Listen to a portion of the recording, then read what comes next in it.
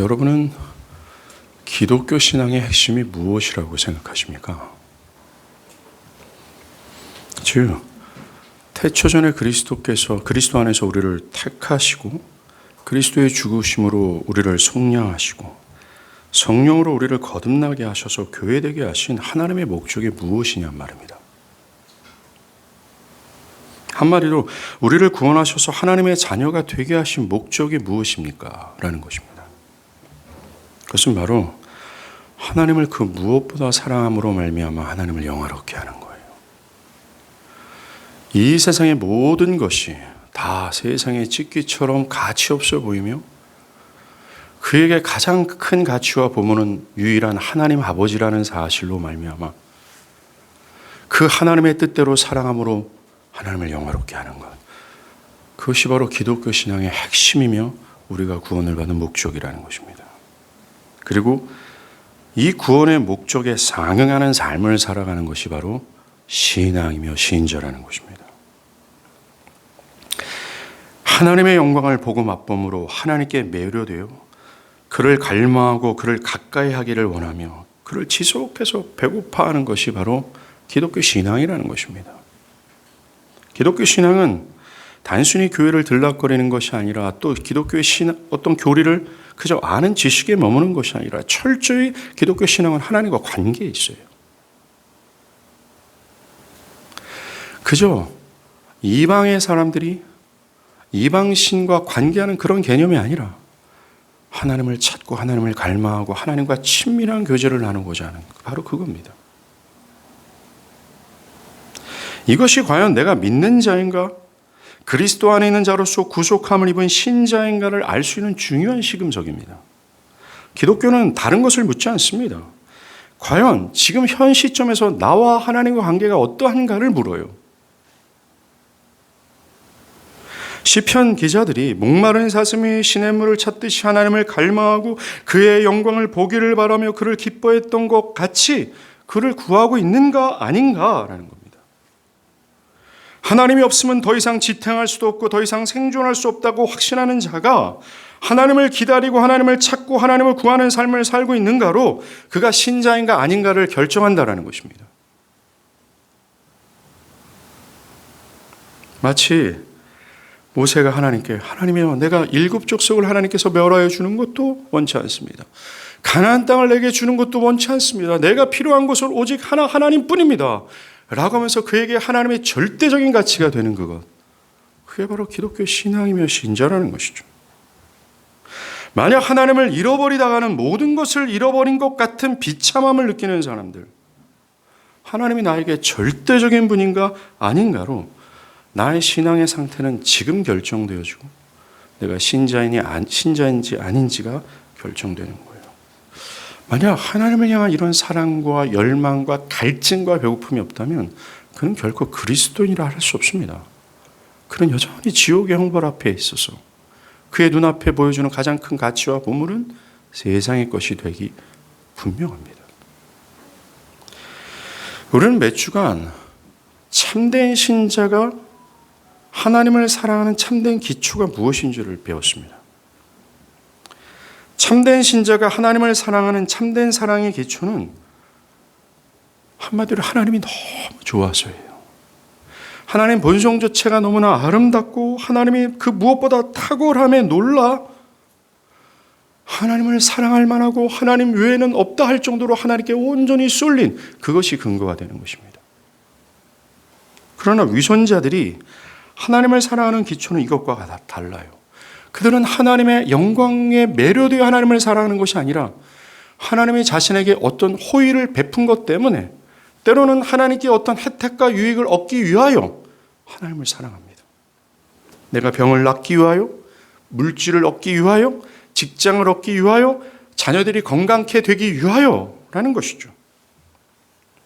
이 위선자들이 주님의 말씀을 따라 살며 뭔가 거룩을 향한 분투하는 모든 근거는 바로 하나님께 어떤 혜택을 누리기 위해서입니다. 만약에 그렇지 않을 경우에 내 것이 사라질까 하는 두려움 때문이라는 것이죠. 그러나 참된 성도가 하나님을 사랑하는 기초는 다릅니다. 하나님의 탁월한 그 하나님의 탁월함에 대하여 매료된 그 감정에서 모든 것이 뿜어져 나옵니다. 이 참된 성도가 하나님을 진정으로 사랑할 때 얻어지는 어떤 유익과 혜택, 이것은 그에게 주된 것이 되지 않아요.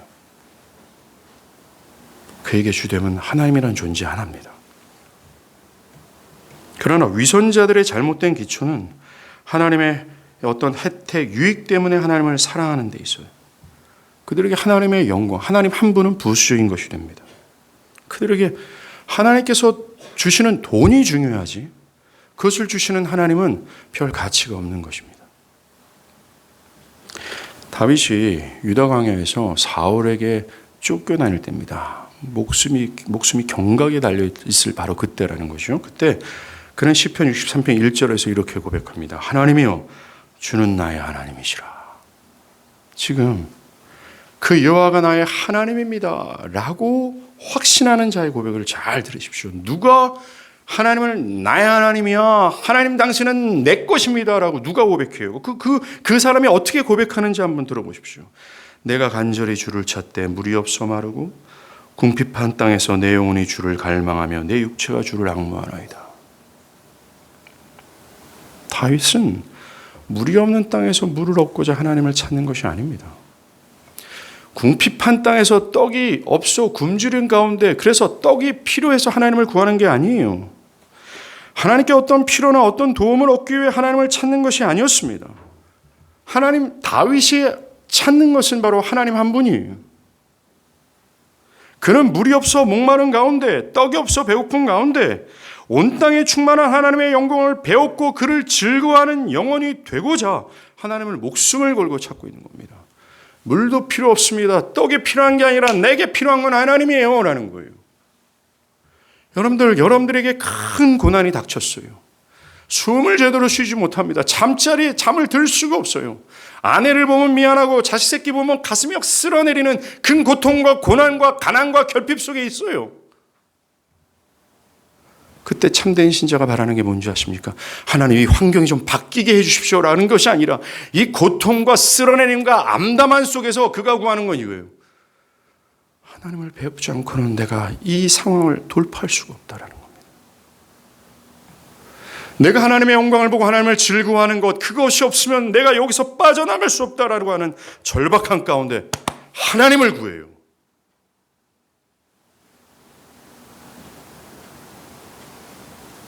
여러분들, 이 다윗의 고백이 하나님을 참되게 사랑하는 표본입니다. 이렇게 하나님을 사랑하는 사람은 자신의 육체가 불사름을 당할지라도 주님의 뜻을 쫓고 심지어 자신이 지옥의 형벌에 떨어진다 할지라도 그곳에서도 하나님을 영화롭게 하고자 합니다. 하나님께 무엇을 얻고자 사랑하는 것이 아니라 하나님을 깊이 진짜 사랑하는 거죠. 이와 같이 하나님을 최고로 사랑하는 이 일 있잖아요. 이것은 자기중심성에 매여있는 죄인들에게는 혁명적인 일과 같습니다. 이 혁명이 내 영혼 안에 일어나야 되는 거죠. 하나님 필요 없어 나는 돈, 현지와 미래가 강화되고 집이 한 평, 두 평 더 늘어나고 연봉이 10만 원, 20만 원 더 늘어나는 거 나한테 필요 있어요라고 하는 철저한 자기중심성, 이기주의에 완전히 함몰된 사람이 어떻게 그 무엇보다 하나님을 사랑할 수 있어요? 마음의 개혁이 필요합니다. 이게 바로 거듭남이에요.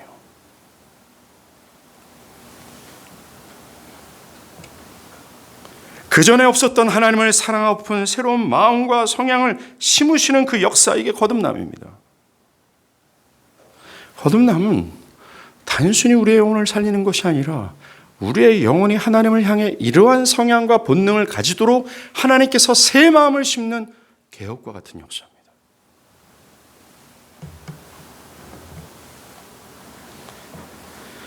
바울은 고린도전서 13장에서 사랑이 없으면 어떤 것들이라 할지라도 아무것도 아니다라고 말합니다. 그가 방언을 말하고 예언을 하고 모든 비밀의 지식을 알고 심지어 산을 옮길 만한 믿음이 있다 할지라도 사랑이 없으면 아무것도 아니라고 말합니다. 즉, 기독교 신앙을 하는 신자가 아니란 말입니다. 방금 제가 언급한 이 종교적 행위들 매우 뛰어난 종교적 행위라 할 수 있습니다.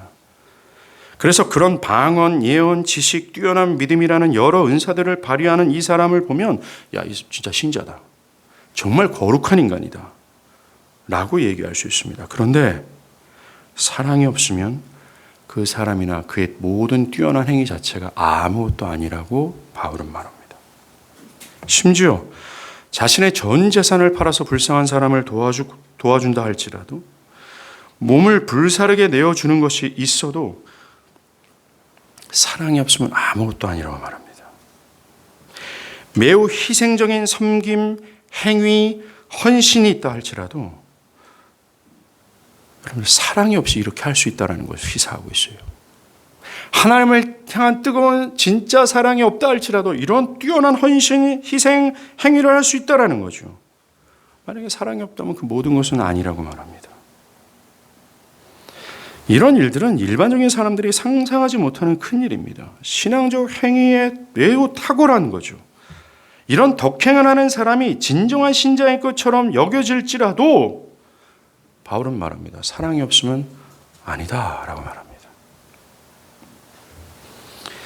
하나님을 향한 이 사랑이 절대적인 기독교 신앙의 분수령이 되고 또한 사랑은 그가 참된 신자인지 불신자를 구별하는 시금석이라 할 수 있다는 것이죠.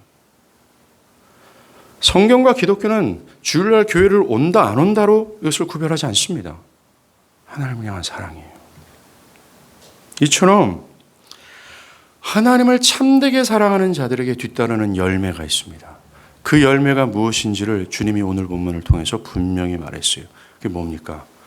너희가 나를 사랑하면 내 계명을 지킬 거야. 즉 하나님의 모든 율법에 순종한다라는 거예요. 즉 하나님을 사랑하는 것 이꼴 율법에 순종하는 것. 율법에 순종함으로 하나님을 사랑하는 것을 드러낸다라는 것이죠.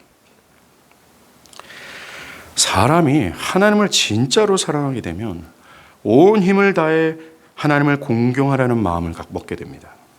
이건 당연한 이치죠. 하나님을 사랑하게 되면 하나님을 공경한 마음을 먹게 되고 하나님을 예배하고 싶어하고 마음을 다해 하나님의 위대하심과 영광과 권세를 인정하게 됩니다. 더 나아가 그 하나님을 사랑하는 하나님의 모든 말씀을 따라 행하기를 진짜 원하죠.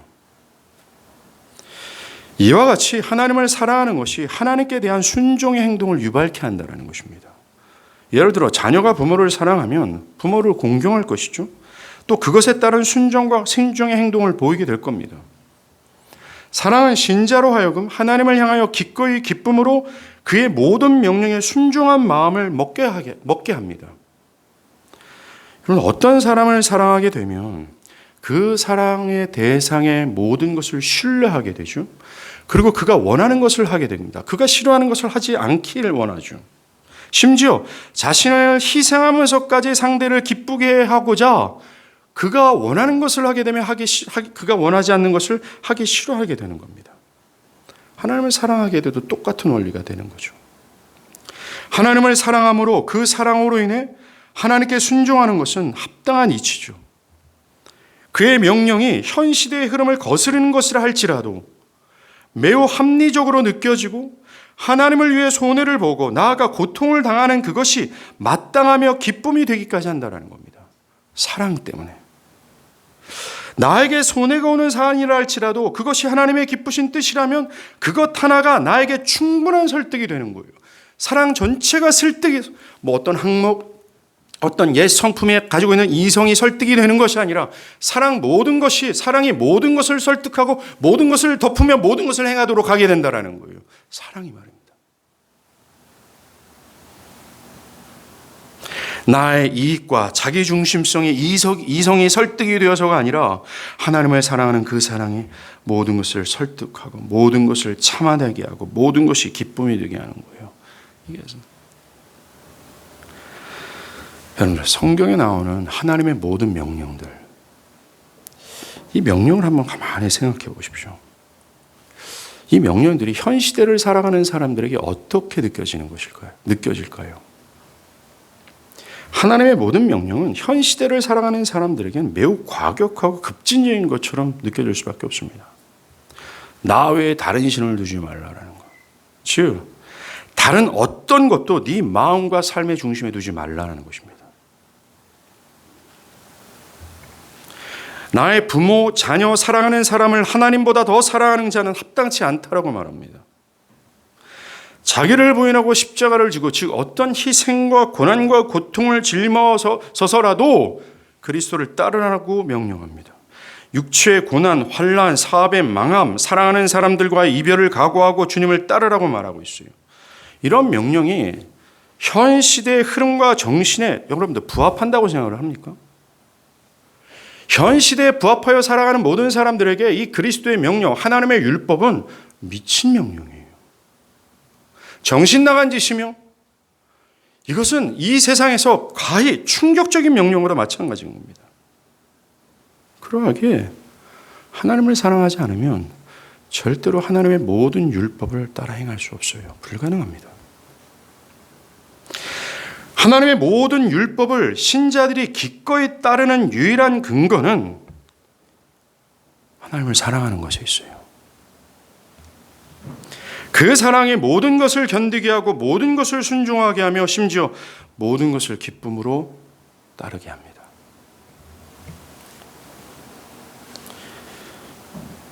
이 말씀에 비추어서 우리는 이것을 우리에게 적용할 수 있습니다. 내 자신이 현재 하나님의 말씀을 따라 살지 않는 것, 더 나아가 하나님의 말씀에 따라 살아가는 것이 실제가 되어야 된다라고 하는 마음도 없는 것, 그래서 내가 하나님을 사랑하지 않고 있다는 것입니다. 하나님의 명령을 따라 사는 것이 부담스럽고 무거운 짐처럼 느껴지는 이유는 하나님과 관계에 있어요. 하나님과의 관계의 결핍 때문입니다. 이렇게까지 하나님을 따라가야 되며 이렇게까지 순종해야 되며 이렇게까지 신앙해야 되는가라는 5만 가지의 질문과 그것에 대한 마음 깊숙이 저항을 느끼는 이유는 사랑 때문입니다. 사랑의 결핍이거나 사랑이 없어서죠.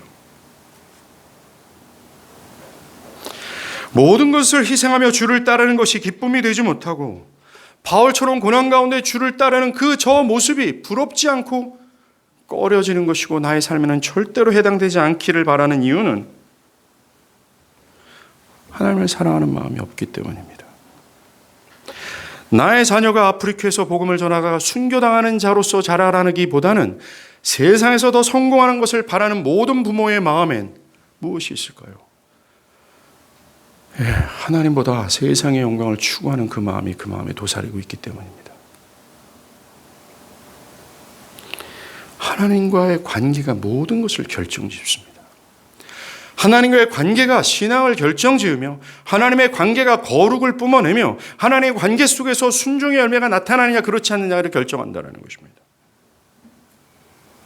여러분들, 율법을 따라 살아가는 것이 억지가 되고 부담과 짐처럼 느껴지는 것 있잖아요. 이것에 대해서 바울은 갈라디아서 5장 8절에 보면 그것은 우리를 부르신 하나님에게서 난 것이 아니다 라고 말합니다. 그렇습니다. 하나님을 사랑하는 것과 그의 계명을 따르는 것은 밀접한 관련이 있어요. 마가복음 12장에서 한 서기관이 주님께 이렇게 말합니다. 주님, 계명 중에 첫째가 뭡니까? 라고 물어봐요.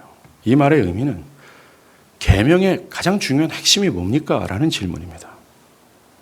그것에 대해 예수님은 네 마음을 다하고 목숨을 다하고 뜻을 다하여 힘을 다하여 주 너의 하나님을 사랑하라. 이 말은 전 인격이, 즉 우리의 중심, 우리의 행위, 우리의 모든 이 전 인격이 모든 의지와 실제적인 힘과 행동으로 하나님을 사랑하는 말이에요. 전 인격이 모든 의지와 실제적인 힘과 행동으로 하나님을 사랑한다고 할 때 나타나는 열매가 오늘 주님 말합니다. 율법을 지키는 거예요. 하나님의 말씀에 순종하는 것입니다. 하나님을 사랑하는 것이란 단순히 감정의 문제가 아니라 관념의 문제가 아니라 여러분들의 입술의 고백의 문제가 아니라 순종이라는 겁니다.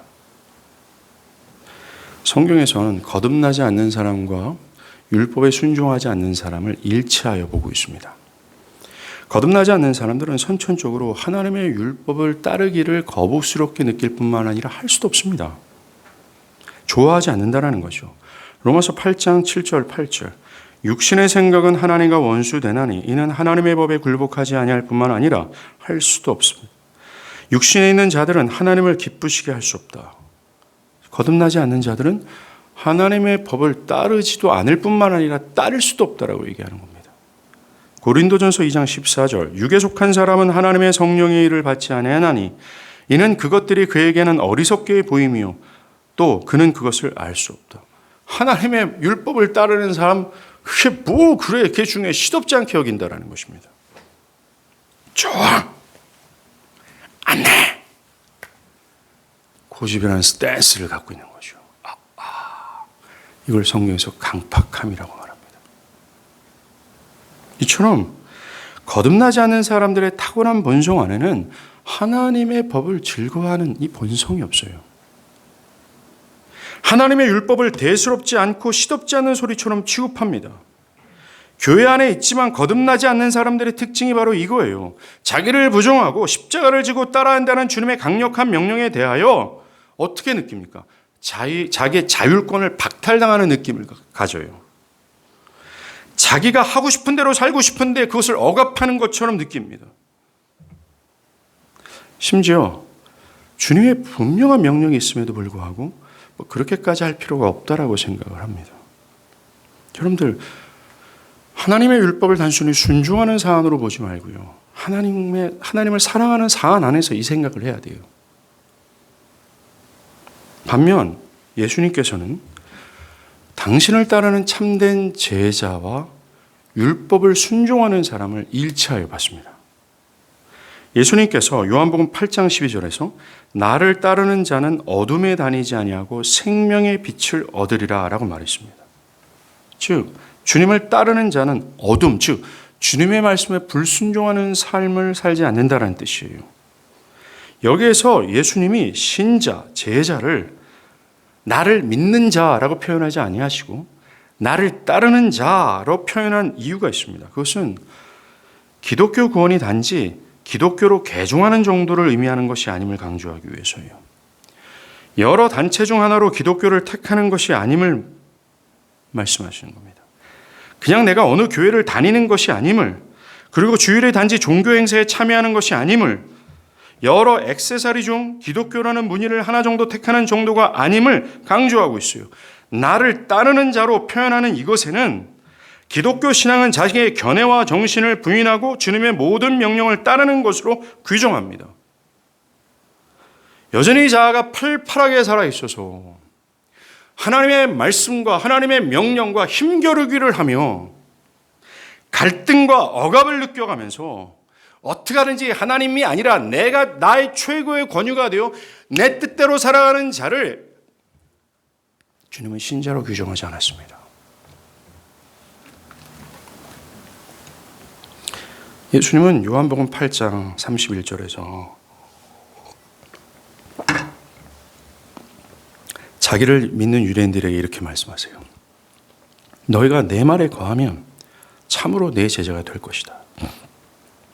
여기서 내 말에 거한다라는 뜻은 주님의 말씀 아래 지속해서 머무르다라는 뜻입니다. 즉 예수님의 말씀을 듣고 지속해서 예수를 따르는 자가 내 제자다라고 말씀하십니다. 누가 진짜 그리스도의 제자인가? 그것은 그가 하나님의 말씀과 복음에 어떻게 반응하에 따라 결정됩니다. 기독교 복음은 항상 이런 식이에요. 결과나 열매 여부에 따라 그가 제자인가 아닌가를 판명한다는 것입니다. 어떤 열매에 따라 그가 신자인지 아닌지를 판가름한다는 것입니다. 주님이 누가복음 6장 44절에 나무는 각각 그 열매로 아나니 가시나무에서 무화과를 또는 찔레에서 포도나무를 따겠느냐라는 거예요. 그럼 배나무에서 배가 열리고 사과나무에서 사과나무, 그 어떤 나무의 열매를 통해서 이게 사과나무구나, 열매를 통해서 이게 배나무구나 라는 것을 아는 것처럼 우리의 신자됨도 마찬가지라는 거예요. 만약에 여러분들에게 복음의 씨앗이 심겨지면 여러분들에겐 복음에 합당한 열매, 하나님을 사랑함으로 율법에 순종하는 열매가 나타나는 것이 마땅하다라는 거예요. 그런데 그 결과, 그 열매가 복음에서 나오는 것이 아니라면 그는 그의 마음의 내면에는 복음의 씨앗이 심겨지지 않았다라는 증거입니다. 그 사람이 진짜 하나님의 사람인지를 판가름하는 시금석은 그가 율법에 순종하는가 그렇지 않는가 그 열매로 결정한다라는 것입니다. 만약 여러분들이 어떤 것은 순종하는 건데 순종하지만 어떤 것은 따르지 않는다 라고 한다면 그는 결코 신자가 아닙니다. 성경은 엄연히 이렇게 경고하고 있음에도 불구하고 사람들은 이 경고에 대해서 상당히 무감각합니다.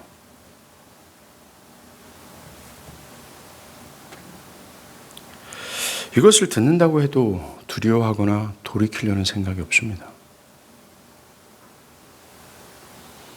그만큼 하나님과의 관계가 없다라는 거예요. 사랑에서 합당히 나타날 이치가 그의 내면에 건설되지 않았다라는 것이죠. 매우 위험한 상태입니다. 자신이 주의 말씀을 따르는 이 합당한 열매가 나타나지 않는 자신의 삶을 면밀히 살피면서 아무런 문제의식을 느끼지 못하고 지금처럼 해도 아무런 문제가 없다는 식으로 여긴다라는 거예요. 여러분들, 거짓된 믿음을 가진 자들의 한 가지 뚜렷한 특징은 자신이 거짓된 믿음이 있다라고 생각하지 않는다라는 겁니다. 심지어 이들은 자신이 하나님을 사랑한다라고 얘기해요. 마태복음 7장 15절에서 나오는 내용을 한번 보세요. 주님은 나더러 주여 주여 하는 자마다 천국에 다 들어가는 것이 아니다라고 말씀하셨습니다. 성경에서 주여 주여 두 번 기도하면서 주여 주여 두 번 언급하는 것은 그가 하나님과 매우 친밀하다라는 친밀함 속에서 그렇게 고백하는 것을 의미하는 겁니다. 지금 이 거짓 믿음의 소유자는 자신이 하나님과 친밀하다고 생각하고 있어서 그래서 자신은 천국에 분명히 들어갈 거다라고 확신하고 있습니다. 근데 주님은 그들을 향해서 난 너희를 알지 못한다 라고 말합니다. 주님을 사랑하는 그것은 그저 감정적인 측면이 아니에요. 계명을 따르는 열매가 분명히 뒤따라야 됩니다. 이처럼 하나님을 사랑하는 참된 신자란 주님의 말씀을 알아듣고 주님을 따르는 자입니다. 요한복음 10장에서도 양의 비유가 나오죠. 그것을 보면 목자는 양을 알고 양은 그 목자의 음성을 알아듣고 그 목자를 따른다라고 말씀하셨습니다. 이처럼 참된 믿음의 소유자는 자신의 목자 되신 예수를 알고 목자 되신 예수의 말씀을 알아먹고 따른다라는 거예요.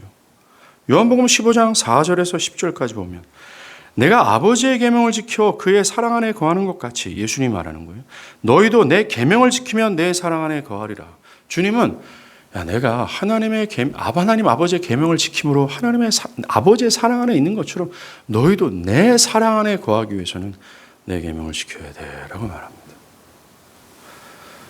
죄는 이 계명에 불순종할 때 그걸 죄라고 얘기하죠. 죄는 이 계명과 불일치하여 생각하고 어떤 불일치한 감정의 상태, 불일치한 행위를 죄라고 얘기합니다. 이렇게 하나님의 말씀과 불일치할 때 우리는 주님의 사랑 안에 거할 수 없습니다. 주님은 너희가 내 말에 거하면 참으로 내 제자가 될 것이다. 오늘 본문의 말씀, 너희가 나를 사랑하면 내 계명을 지킬 것이다. 계명을 지키는 것이 하나님을 사랑하는 것이고 하나님을 사랑하는 것이 계명을 지키는 것이라고 말하고 있습니다. 예수를 믿는다라는 것은 단순히 입술의 고백이 아닙니다. 그리고 기독교의 신앙은 자기 임의대로 신앙의 영역을 설정해서 신앙을 이렇게 하면 된다라고 하는 자기 식대로가 아니라는 거예요. 내 스타일과 내 방법대로 예수를 섬긴다. 이건 말 같지도 않은 얘기입니다. 주일은 이렇게 보내고 예배는 애써 희생하면서까지 굳이 사수하려 하지 않아도 적당히 이렇게 드리면 되는 것이고 믿는다라는 것은 이렇고 교회의 관계는 너무 깊숙이 들어가지 말고 적당히 등등 기독교 신앙을 매우 주관적으로 판단해도 된다는 의식이 뿌리 박혀 있어요. 주님을 믿고 주님을 신앙하는 것이 다 자기 식대로라는 겁니다. 아니에요. 주님을 신앙한다는 것은 철저히 주님의 계명에 복종하는 것입니다. 아까도 말한 것처럼 하나님의 영광에 매료되어 그를 사랑할 때 나타나는 합당한 이치, 그의 말씀에 순종하고 싶다. 그래서 그의 말씀에 일치하여 행하고 신앙하는 모든 것들을 기독교 신앙이라고 제가 정의해 드리지 않았습니까? 자기 임의대로는 아니라는 거예요. 내가 이렇게 섬겨도 하나님은 이해하시겠지.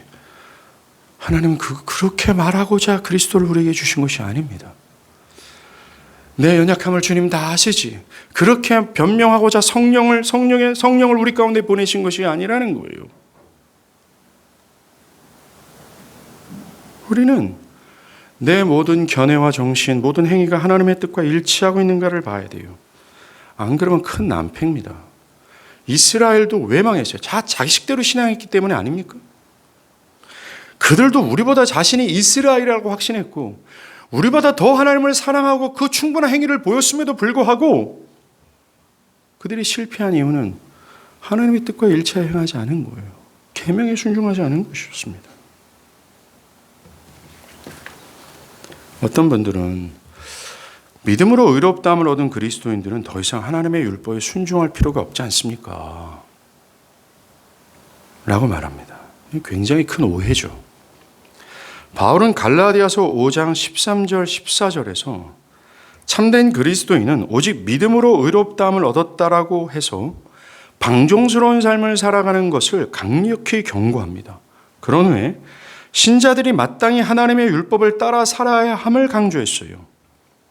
그리스도인은 본래 모든 율법의 행위로부터 자유롭게 됐습니다. 여기에서 율법의 행위에 자유롭게 됐다라는 말은 율법을 따를 필요가 없다라는 말이 아닙니다. 율법을 따라 행할 필요가 없어진 자유를 의미하는 것이 아니라 율법의 저주로부터 자유롭게 되었다라는 말이에요. 율법은 우리의 마음과 행위 전체가 완벽한 순종을 할 때 구원을 받고 그렇지 못할 시에는 멸망을 얻는다라고 요구합니다. 문제는 타락한 우리는 이 요구를 충족시킬 수 없다라는 거예요. 해야 구원을 받는데 하지 않으면 죽음인데 해야 되는데 할 수 없는 형편에 놓이게 된 거예요. 이것이 바울이 말한 율법의 저주입니다. 그런데 이 율법의 저주 아래 있는 우리를 위해 그리스도께서 대신 율법의 저주를 받으심으로 우리를 자유케 하셨어요. 이 예수의 공로로 인해 신자는 믿음으로 율법의 모든 요구로부터 자유롭게 되었다는 겁니다. 더 이상 율법을 지킴으로 구원을 받거나 율법을 안 지킴으로 형벌을 받는 이 율법의 요구에서 자유케 된 거예요. 이처럼 그리스도인은 모든 행위로부터 자유롭게 되었지만 바울은 모든 그리스도인들에게 자기를 종처럼 비워 하나님의 법에 복종해야 한다라고 말을 합니다. 신자는 율법의 순종의 여부에 따라 구원이 결정되는 저주로부터 벗어났지만 율법에 순종하는 자유를 얻게 되었다라고 얘기해요. 갈라디아서 5장 1절에 그리스도께서 우리를 자유롭게 하려고 자유를 주셨으니 그러므로 굳건하게 서서 다시는 종의 멍에를 매지 말라. 바울이 말한 자유하고 예수님이 진리를 알지니 너희가 진리가 너희를 자유케 하리라 할 때 자유가 똑같은 의미예요. 문제는 사람들이 이 자유를 그저 죄의 속박으로부터의 자유로만 생각을 한다는 것입니다.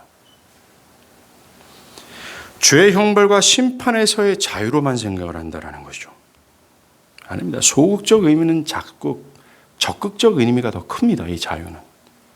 그래서 어떤 사람들은 기독교 신앙을 어떤 권위에 복종할 필요 없다. 어떤 속박과 간섭도 받을 필요 없다라고 생각합니다. 교회 공동체가 되어서 자신들이 받아야 될 사랑과 우정은 생각하지만 교회된 자로서의 의무와 책임에 대해서는 자율적이라고 여깁니다. 정말로 신앙과 삶을 자신들의 자율에 의해서 할 수 있다라고 생각하는 거죠. 더 나아가 성경도 자기 임의대로 해석할 수 있는 자유가 있다라고까지 말하는 사람들이 있습니다. 또 신자들이 율법에 복종해야 된다는 사실에 대해서 의식하지 못해요. 제멋대로입니다. 자기 멋대로 살아가는 것을 합당하게 여겨요. 그것을 진리로 자유케 되었다. 신자에게 주어진 자유다라고 얘기합니다. 이것 때문에 오늘날 한국교회가 이렇게 된 건 아닙니까? 한국교회가 조롱을 받는 이유는 바로 이 문제 때문에 그래요. 그래서 교회가 하나님의 말씀으로 그들을 교훈하고 삶을 올바른 방향으로 이끌고자 권면하고 권증을 하면 뭐라고 해요? 나한테 참견하지 마세요. 내가 알아서 다 할게요. 나는 충분한 자유가 있습니다. 라고 말합니다. 이건 성경을 오해한 이단적 발언입니다. 절대로 하나님은 그래, 니네들 마음대로 니네 식대로 한번 나를 섬겨봐라 라고 말씀하지 않았습니다. 진리가 주는 자유는 우리의 죄된 본성인 내 육체의 욕심에 따라 육체와 마음에 원하는 대로 하는 방종스러운 것을 더 허락하는 것이 아니에요. 자기 식대로 살고 싶어하는 죄성의 고삐를 완전히 해체하는 것을 의미하지 않습니다. 진리로 자유케 된다라고 할 때 자유는 진리를 기뻐하지 못하는 속박으로부터의 자유예요. 진리를 행할 수도 없고 행하려 하지 않는 이런 죄악된 속박으로부터 자유하여 기꺼이 진리에 복종하는 것, 이것을 기독교에서 말하는 자유라고 말합니다. 여러분들, 우리는 하나님의 말씀에 복종함으로 하나님을 영화롭게 하지 못하는 속박 가운데 있었어요. 이런 속박으로부터의 자유입니다. 하나님의 뜻을 순종하려 하지도 않고 할 수도 없는 죄의 속박에서 벗어나 이제는 자유롭게 기꺼이 즐거운 마음으로 하나님의 법에 순종하는 의의 노예로 들어가는 거예요. 의의 노예로 들어와라. 하나님의 말씀을 따라 사는 삶을 살아가라. 부담이고 억지스럽게 느껴졌는데 그리스도를 믿는 신자들은 그것이 억지가 아니라 기꺼이 즐거운 마음으로, 자원하는 마음으로 의의 노예가 되어버리는 것입니다. 바울이 이렇게 말하잖아요. 죄로부터 자유케 되어 의에게 종이 되었다라고 말합니다. 믿음으로 그리스도의 신자가 되었다라는 것은 자유 안에서 적극적으로 기쁨을 가지고 하나님의 법에 복종하는 것을 뜻합니다. 이처럼 우리가 하나님을 사랑하게 된다면 주님이 주신 이 자유 안에서 즐거움으로 모든 계명을 지키는 자가 되죠. 그가 하나님의 법에 순종함을 통해 저 영혼이 하나님을 사랑하는구나 라는 사실을 증명하게 됩니다. 우리는 지금 과연 나 자신이 하나님의 법에 따라 살아가고 있는지를 살펴봐야 합니다. 그것으로 과연 나 자신이 하나님을 사랑하고 있는가를 판단해야 합니다. 하나님을 사랑하는 것은 어떤 관념이나 감정만이 아니라 나의 삶이 하나님의 율법에 순종하는 것까지 해야 합니다. 실제적인 삶에서 실제적인 실천적 순종까지여야 한다는 것이죠. 하나님을 사랑하는 것이 곧 하나님의 명령을 따라 살아가는 것임을 명심하고 삶에서 하나님의 말씀에 순종하기를 싸우고 분투해야 되죠. 크고 작은 일을 결정할 때에도, 특별히 작은 것을 결정할 때에도 우리는 그 작은 것을 소홀히 여기는 태도를 버려야 합니다. 특별히 하나님의 법에 불순종하는 이 죄악에 대해서 민감함을 가져야 합니다. 제가 이번에 참교추 정기 세미나 가서 이 율법과 복음의 문제를 다뤘거든요. 2박 3일 동안. 루터와 칼빈을 비롯한 모든 개혁자들이 이 율법과 복음을 어떻게 해석했으며 이것을 어떻게 실제적으로 씨름했는가를 들었습니다. 들을 때 제 안에 크게 남겨졌던 말씀 중에 하나가 우리 믿음의 선조들은 작은 죄를 매우 큰 죄처럼 여겼다라고 그 말씀을 들었어요. 우리가 생각하는 이게 과연 죄일까? 할 만한 그것을 죄로 여겼고 그것 때문에 그들은 괴로워하고 슬퍼했다라고 그 기록을 봤습니다. 에레미야는 자신이 기도하지 않는 그것을 죄악으로 느끼며 슬퍼했어요. 청교도들은 자신들이 세상적인 어떤 흥을 분별 없이 동조한 사실로 인해 슬퍼했습니다. 내면에서 벌어지는 음란함과 탐욕 등을 좌시하지 않았습니다.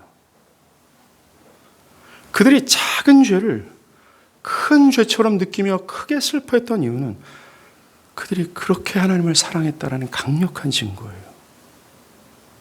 하나님을 사랑하는 것과 율법을 지키는 것은 일치한 것이고 하나님의 법에 일치하여 불순종한 이 죄악을 크게 다루는 것은 그가 하나님을 크게 사랑한다라는 증거입니다. 우리가 만약 하나님을 더 사랑한다면 우리는 하나님의 법을 따르는 삶이 더욱더 강화될 것이고 동시에 하나님의 법에 불순종한 죄악을 더 적극적으로 회개하게 될 겁니다. 더 나아가 작은 죄까지도 좌시하지 않게 될 거예요. 오늘날 교회 안에 얼마나 방종스러운 신앙의 활기를 차치고 있습니까?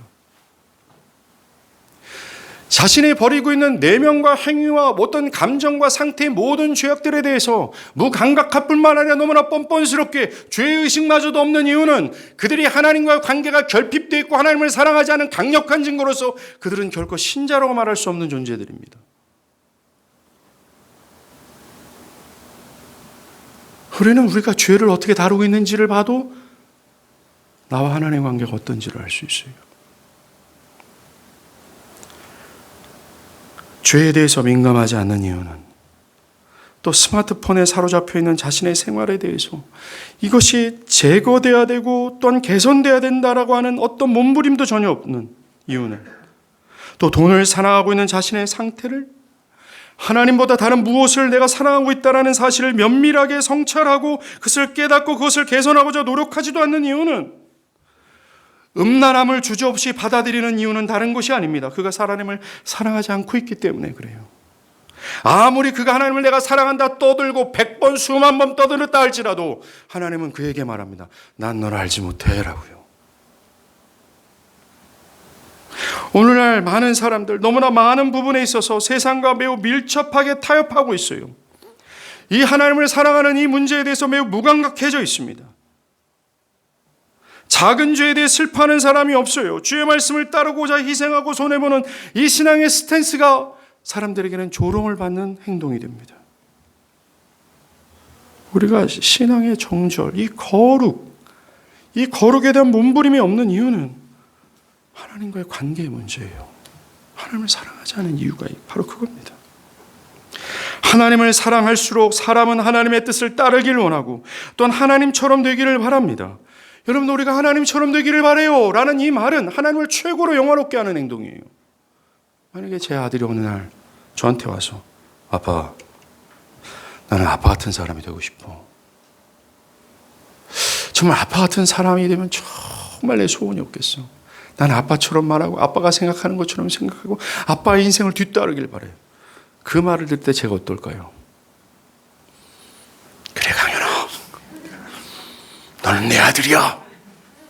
내가 어떤 희생을 치러서 내가 너를 지키며 사랑하마 내가 영화롭게 되는 거예요. 우리가 하나님을 사랑할 때 우리는 하나님처럼 되고자 하고 그 하나님처럼 되고자 할 때 하나님이 영광을 받으시는 것입니다. 우리가 지금보다 더 하나님을 사랑하기 위해서는 다른 것이 필요한 게 아니라 지난주에 제가 언급한 성소에 들어가는 일이 필요합니다. 우리가 성소에 들어갈 때야 비로소 우리는 하나님 앞에서 내가 짐승과 같다라고 하는 내 죄악된 진실한 모습을 깨닫게 돼요. 이 죄악, 크고 작은 모든 죄악들을 발견하고 이것을 참되게 회개함으로 말미암아 거룩을 향하고자 하는 열망에 사로잡히게 됩니다. 성소에 들어가야 돼요. 그 다음 그 성소에서 하나님을 다시 한번 생각하고 하나님의 하나님 되심에 놀라 하나님을 더 뜨겁게 사랑하는 자가 되기를 갈망합니다. 성소에 들어가는 거죠. 바랍니다. 성소에 들어가 하나님을 사랑함으로 하나님의 말씀에 순종하는, 실제적으로 순종하는 저희 모두가 되길 바랍니다. 기도하겠습니다.